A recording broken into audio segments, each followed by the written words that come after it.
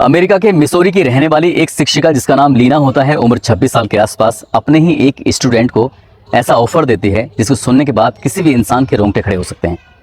दरअसल वो अपने स्टूडेंट से कहती है, तुम्हें अगर अच्छे मार्क्स पाने हैं तो तुम्हें मेरे लिए काम करना होगा। टीचर उसको एक जगह बताती है, स्टूडेंट वहीं पहुंच जाता है।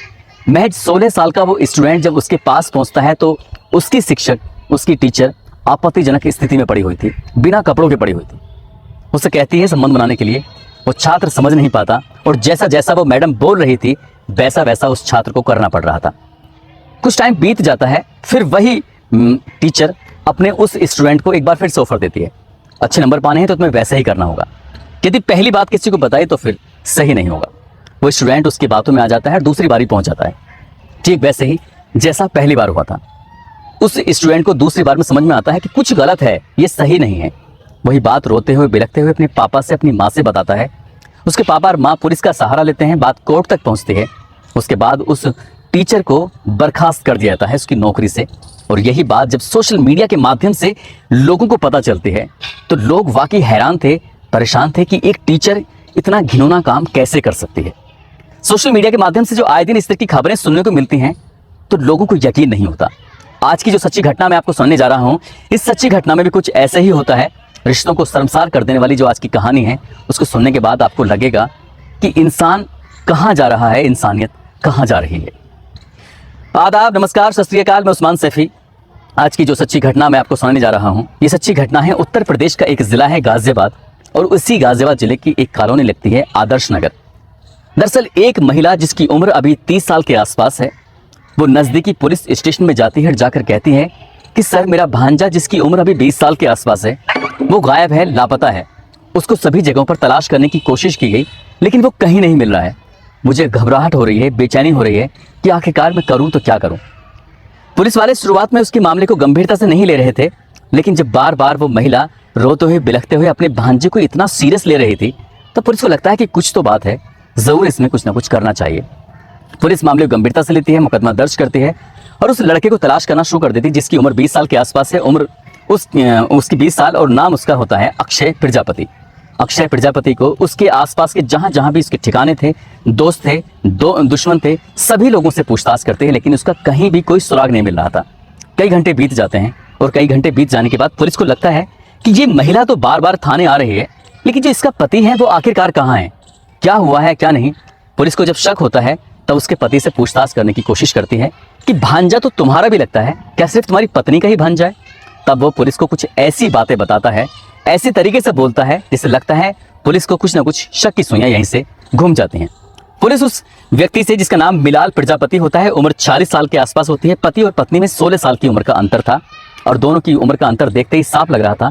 जो महिला है बेहद खूबसूरत है, दिखने में अच्छी है, लेकिन जो उसका पति है वो पूरी तरह से मुरझाया हुआ है।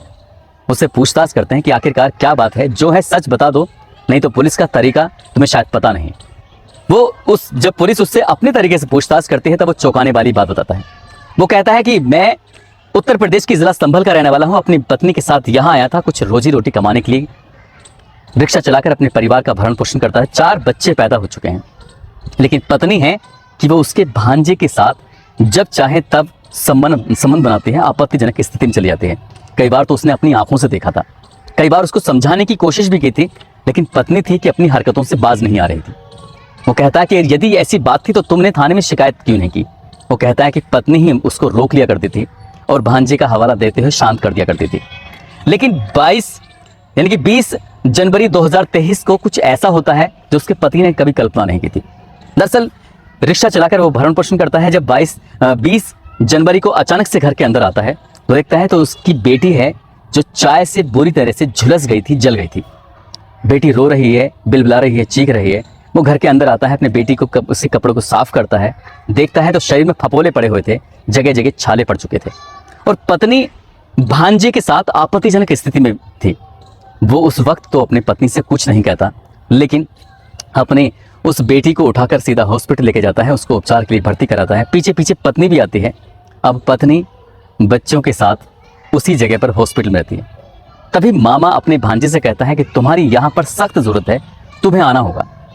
21 जनवरी 2023 को भांजा घर पे आता है और घर आने के बाद जब दोनों आपस में बातचीत कर रहे थे तो बार बार उससे वो एक ही बात कह रहा था कि तुम ऐसा क्यों कर रहे हो, क्यों रिश्तों में कड़वाहट पैदा कर रहे हो, क्यों तुमने इन रिश्तों को तार तार कर दिया है।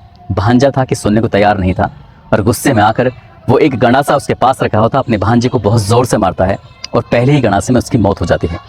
उसके बाद उसने उसके शरीर के लगभग 20 टुकड़े किए और अलग अलग 4-5 पॉलीथीन के अंदर भरता है और पॉलीथीन के अंदर भरने के बाद उस रिक्शे पर एक गठरी सी रखता है और रखने के बाद शहर में निकल जाता है।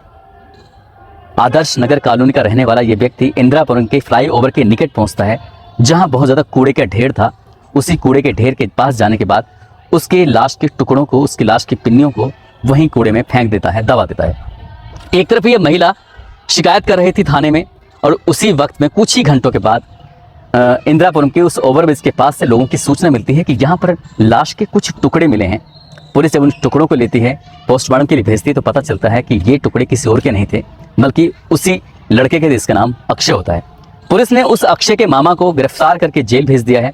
उस महिला का हालांकि इसमें मारने में कोई मामला नहीं था, लेकिन पति की तरफ से जब कोई मुकदमा दर्ज नहीं कराया गया तो इस महिला पर अभी कोई कानूनी कार्रवाई नहीं हुई है।